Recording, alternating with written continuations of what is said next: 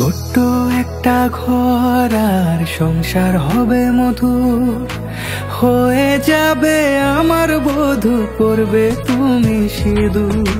দুঃখ কষ্ট দূরে যাবে থাকলে তুমি পাশে, মনের মাঝে অনেক আশা শুধু তোমায় নিয়ে।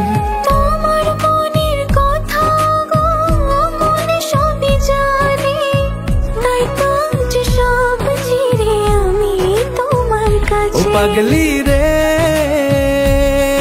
এই ভালোবাসা অমর হবে। ও পাগলি রে, আমি থেকে গেলাম তোমার কাছে।